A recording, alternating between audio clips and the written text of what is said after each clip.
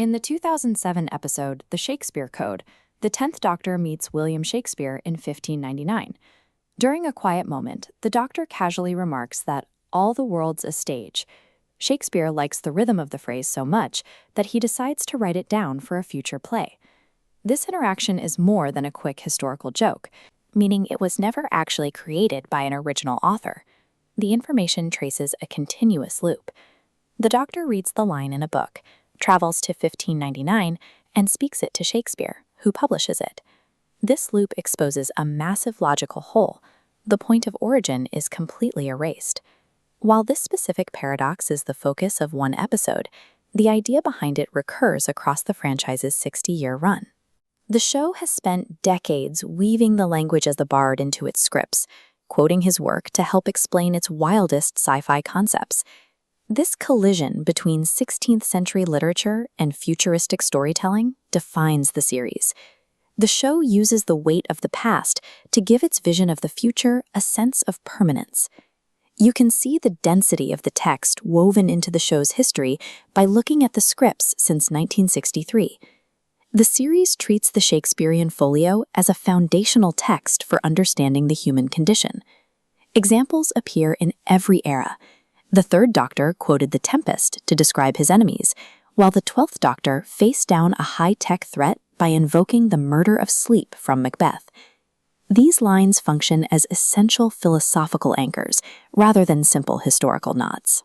When the Doctor encounters a galaxy tearing apart or an interdimensional crisis, the show relies on the framework of classical tragedy to translate those massive cosmic stakes into something the audience can feel.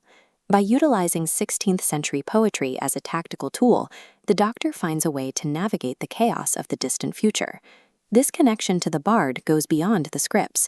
It is literally embedded in the actors who play the Doctor. William Hartnell, the very first Doctor, established this precedent. He spent his early career in professional Shakespearean theater companies before taking on the role of the eccentric time traveler. Sylvester McCoy brought a similar theatrical pedigree to the 7th Doctor.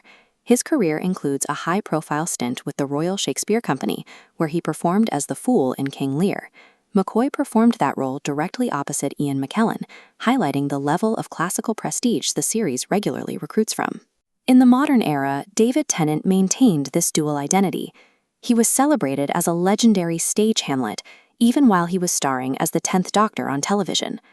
The casting pipeline provides actors who can deliver complex sci-fi jargon with the same absolute gravitas required for a Shakespearean soliloquy. The 2007 episode, The Shakespeare Code, marks the definitive moment where the series stopped merely quoting the plays and made the playwright himself a central hero. To legitimize this crossover, the production filmed at the modern recreation of the Globe Theatre in London, using the authentic location to ground the sci-fi plot in history. The plot involves the Carrionites, an alien race whose science relies entirely on word magic, a form of linguistic manipulation that the 16th century characters mistake for witchcraft. In the climax, the Doctor realizes he needs Shakespeare's linguistic genius to save the universe.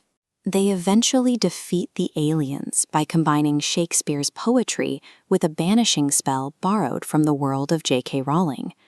Within the show's internal logic, Shakespeare is elevated from a historical figure into an active hero whose specific superpower is language itself.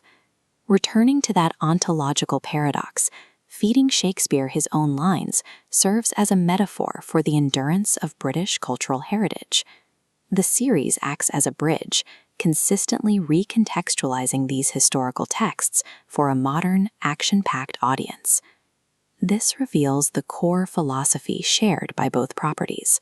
Whether you are on a wooden stage in 1599 or facing down a Dalek at the end of time, language has a tangible, magical power. In both Doctor Who and Shakespeare, words are the ultimate weapon. In the end, the play's the thing.